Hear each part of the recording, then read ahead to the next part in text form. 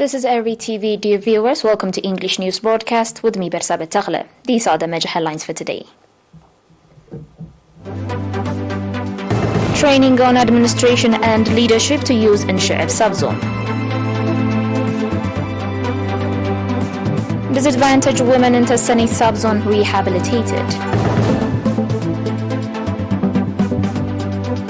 US, Japan, South Korea vow response if North Korea tests nuclear bomb. And at least 26 injured in earthquake in Philippines.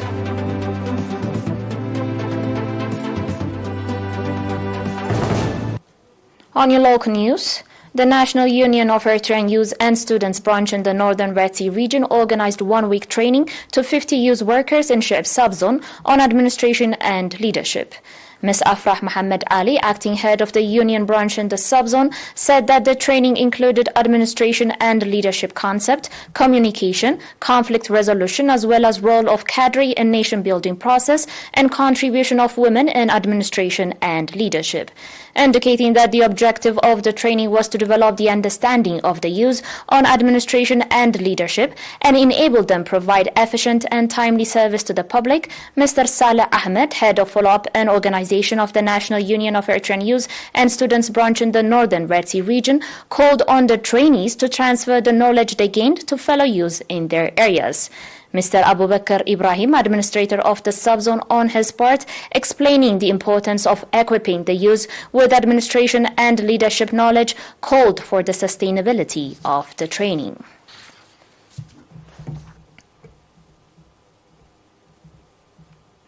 The Ministry of Labour and Social Welfare branch in Tassani subzone rehabilitated 4 disadvantaged women in the subzone with livestock and small-scale trade worth 10,000 nafa each. The head of the branch office, Ms. Dahab Yosef, said that the objective of the support was to enable the disadvantaged women become self-supportive and productive members of the society, and called on the public and administrations to provide them support in all their endeavors. Mr. Ephraim Asafau, head of social service in the subzone, on his part, calling on the beneficiary women to work hard and improve their livelihoods with the support that was provided to them, expressed readiness to stand alongside them in all their activities.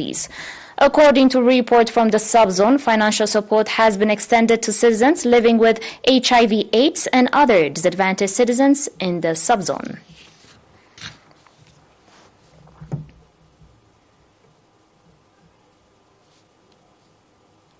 On your last local report, the Mai'aini Mendefera road that has been damaged due to the flooding is under renovation with strong participation of students, teachers, government employees and residents in the area.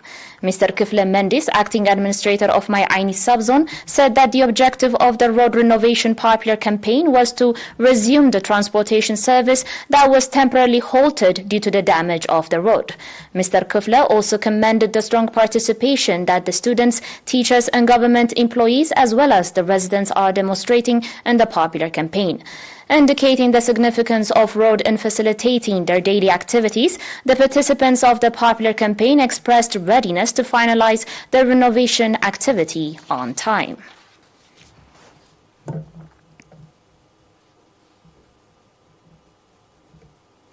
Coming up will be international news, dear viewers. Do stay with us.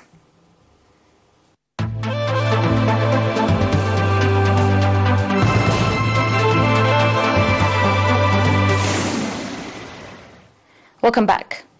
An unparalleled scale of response would be warranted if North Korea conducts a 7th test of a nuclear weapon, the United States, Japan and South Korea have warned. The warning was issued today amid concerns by the U.S. and its regional allies that North Korea could be poised to resume nuclear bomb testing for the first time since 2017. North Korea has been carrying out weapon tests at an unprecedented pace this year, firing more than 24 short and medium-range ballistic missiles in recent weeks, including a missile that overflew Japan. U.S. Deputy Secretary of State Wendy Sherman also said that the U.S. will use its full military capabilities, including nuclear, conventional and missile defenses, to protect its allies Japan and South Korea.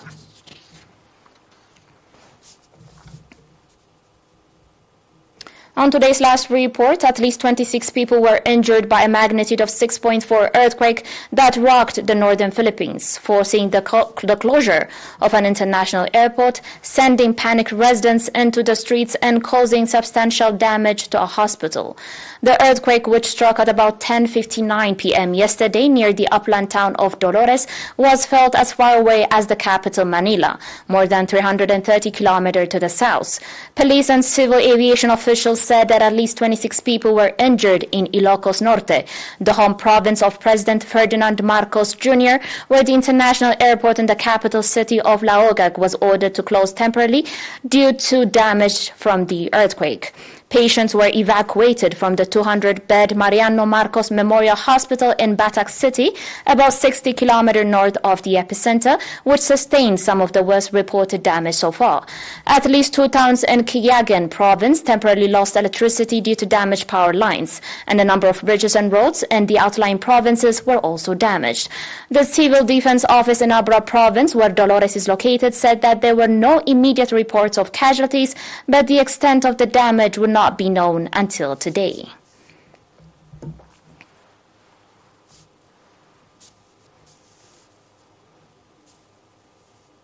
You're still watching us on ERi-TV, dear viewers, and now recap of today's major headlines.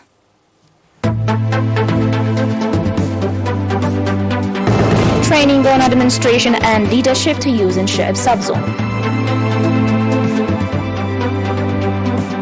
Disadvantaged women in Tasani subzone rehabilitated.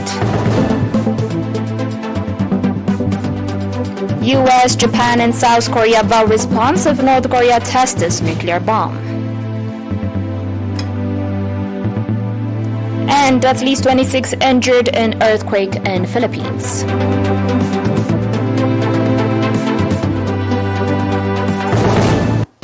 Dear viewers, that was it for today. Thanks for watching.